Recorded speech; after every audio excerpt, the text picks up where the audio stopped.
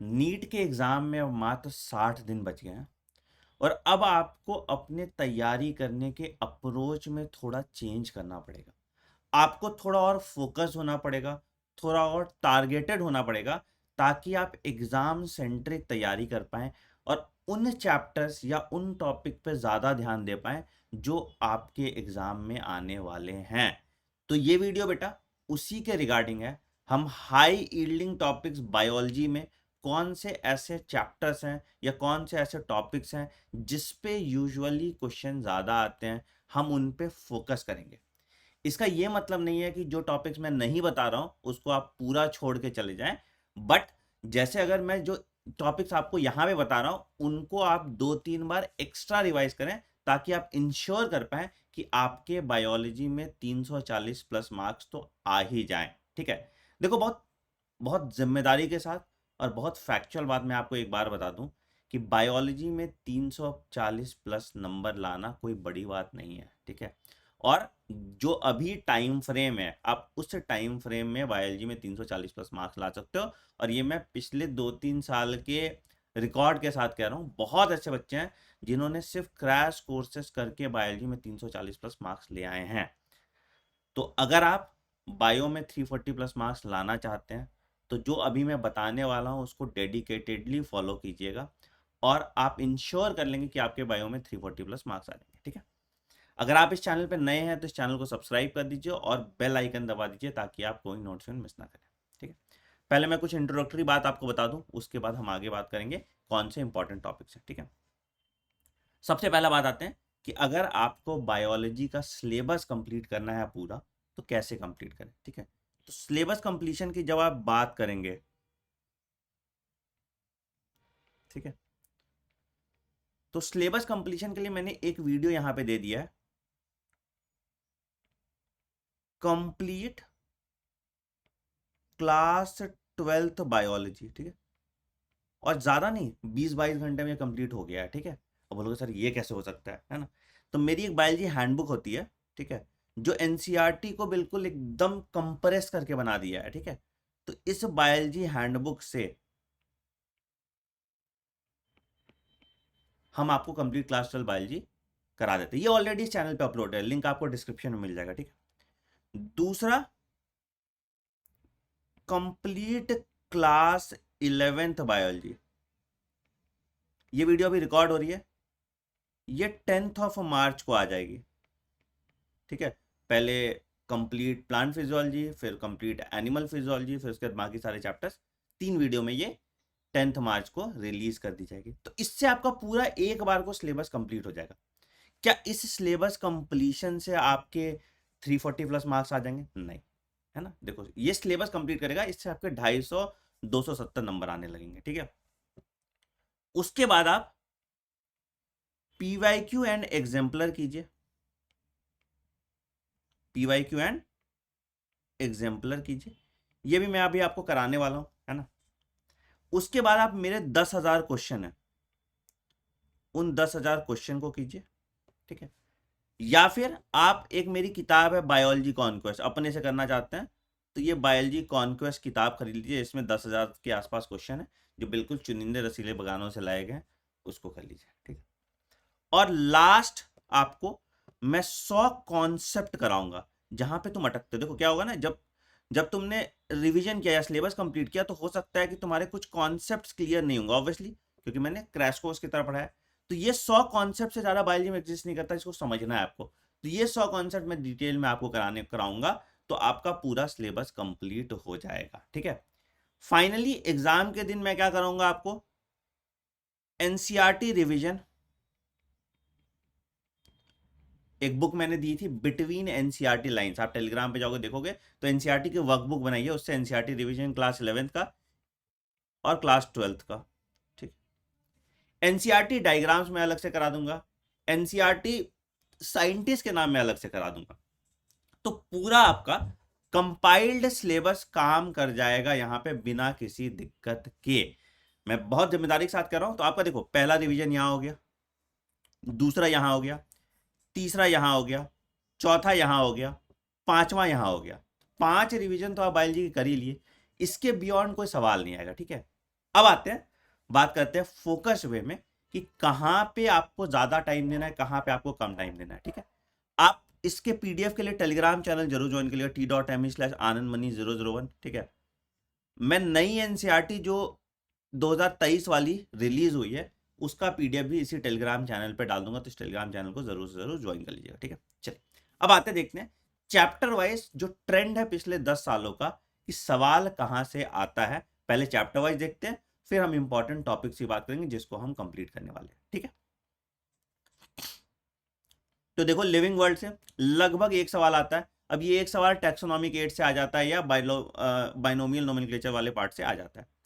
Biological classification से 3 से 4 question आता है ना। इसमें एक क्वेश्चन तो वायरस से आता ही आता है, बाकी कुछ क्वेश्चंस आपके फंगाई से आ जाते हैं या प्रोटिस्टा से आ जाता है या किंगडम मोनेरा से आ जाता है। ठीक है, प्लांट किंगडम के 3 क्वेश्चन आते हैं, एक आपका ऑल्टरेशन ऑफ जनरेशन से आता है, एक आपका एल्गे का कलर वलर से आ जाता है कि रोडोफाइसे है क्या है और स्टोर्ड फूड कौन सा है। ठीक है, और एक आपका जिम्नोस्पर्म्स पे सवाल आ जाता है। एनिमल किंगडम से 3 से 4 सवाल आते हैं। एनिमल किंगडम से सवाल आ जाता है, लेवल ऑफ ऑर्गेनाइजेशन में सबसे ज्यादा सवाल आता है या एग्जाम्पल्स पे आपके सवाल आ जाते हैं। डाइजेशन एंड एब्जॉर्प्शन से 2 सवाल, कैसे क्या चीज एब्जॉर्ब हो रहा है वहां से सवाल आ जाता है। Breathing and exchange of gases से 2 सवाल, breathing and exchange of gases respiratory volume पे और ट्रांसपोर्ट ऑफ गैसेस पे ज्यादा सवाल आते हैं, है ना। बॉडी फ्लूइड्स एंड सर्कुलेशन पे, कार्डियक साइकिल पे और atherosclerosis, arteriosclerosis, heart attack, cardiac arrest, diseases पे सवाल आते हैं। एक्सक्रीटरी प्रोडक्ट एंड एलिमिनेशन पे, renin angiotensin aldosterone system micturition पे सवाल आते हैं, कौन सा कंप्रेस होता है कौन सा कंप्रेस नहीं होता। मूवमेंट एंड लोकोमोशन से 1 या 2 सवाल आता है, ज्यादातर सवाल इसके जॉइंट से आते हैं या फिर बीमारी से आता है। न्यूरल कंट्रोल एंड कोऑर्डिनेशन पे सिनेप्स पे 1 सवाल आ जाता है ना। उसके बाद ह्यूमन ब्रेन से 1 सवाल आ जाता है। केमिकल कंट्रोल एंड इंटीग्रेशन से सवाल आते हैं ज्यादा एज कम्पेयर टू तुम्हारा neural control and coordination. Transport in plants तुम्हारा सवाल आता है तुम्हारा जैसे ट्रांसपिरेशन पे सवाल आ जाता है, डिफ्यूजन पे सवाल आ जाता है। मिनरल न्यूट्रिशन में सवाल नाइट्रोजन साइकिल से आता है ज़्यादातर। ठीक है, या मैक्रो या माइक्रो न्यूट्रिएंट पे आता है।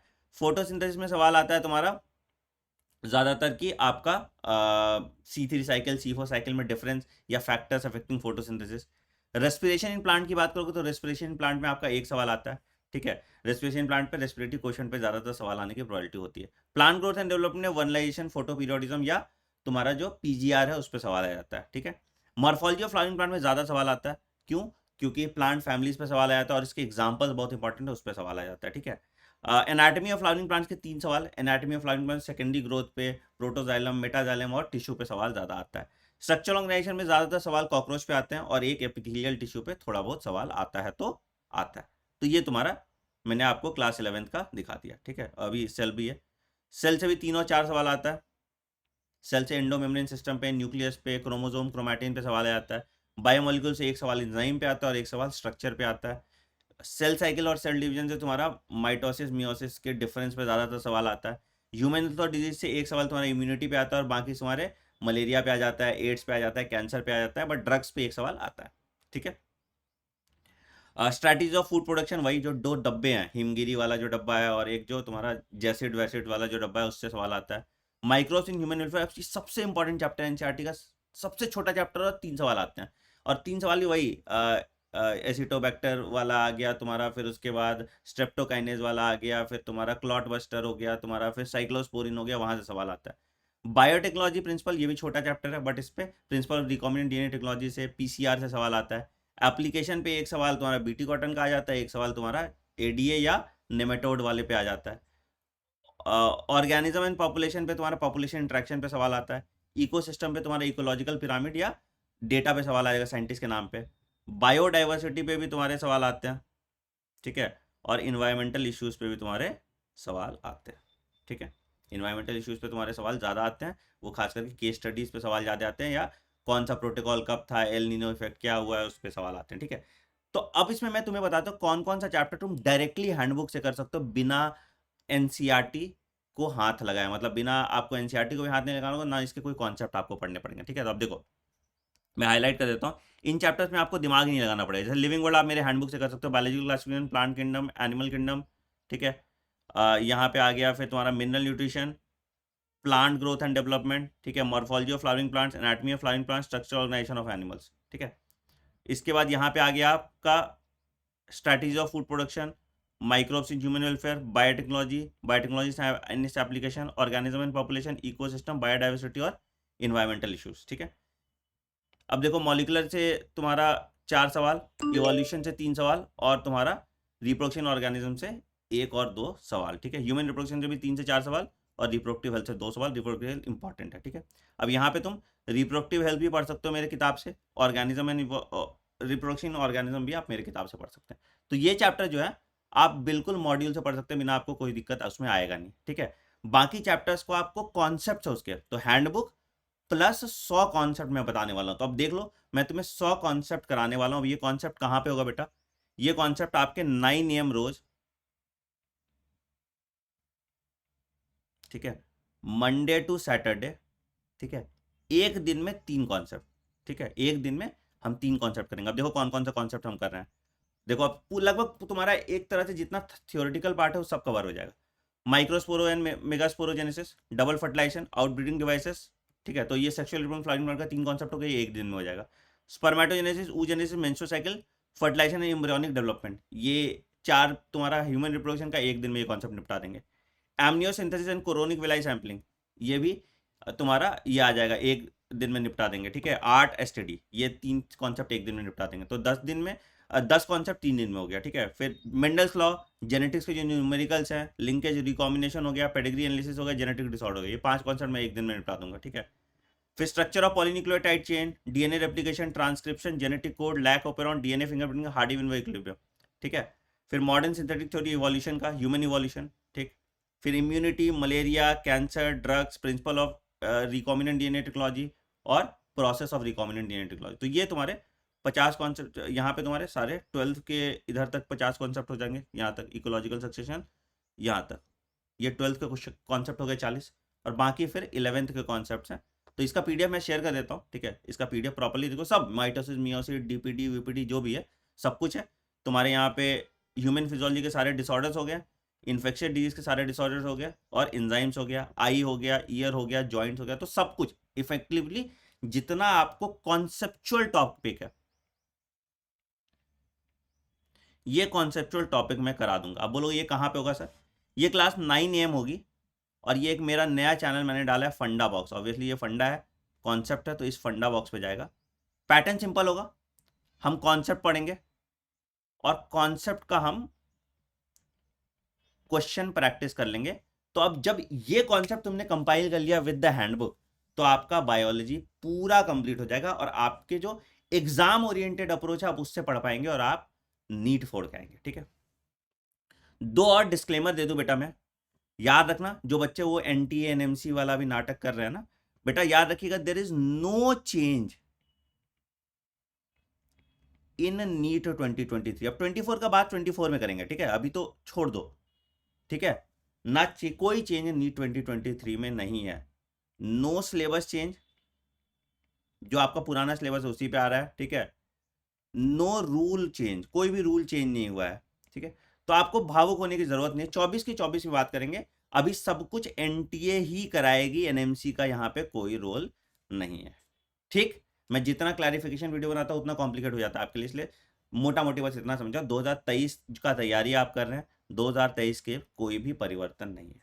आई होप ये वीडियो आपको थोड़ा ज्ञान दिया होगा, थोड़ा इंसाइट दिया होगा, इसको फॉलो करो, बायोलॉजी में फोड़ दोगे। फिजिक्स और केमिस्ट्री के लिए भी आपको एक वीडियो मैं इस तरह का शेयर कर दूंगा। कमेंट सेक्शन में आप डाल दीजिएगा कि आप रेडी हैं इसके लिए कि नहीं, और बताना मुझे कमेंट सेक्शन में कितने बच्चे हैं जिन्होंने अपना क्लास 12 का सिलेबस कंप्लीट कर लिया। ठीक है, बायोलॉजी हैंडबुक और बायोलॉजी कॉन्क्वेस्ट किताब आप अमेजोन से करेक्ट कर सकते हैं, खरीद सकते हैं। ठीक है, वीडियो पसंद आए तो वीडियो को लाइक करना, चैनल को सब्सक्राइब कर दो, बेल आइकन दबा दो ताकि आपको नोटिफिकेशन मिस ना करें, और टेलीग्राम चैनल जरूर से जरूर ज्वाइन करो। ठीक है, I see you in class, take care, bye bye, have a great day. ये सारी क्लासेस मंडे से स्टार्ट हो जाएंगी। बाय।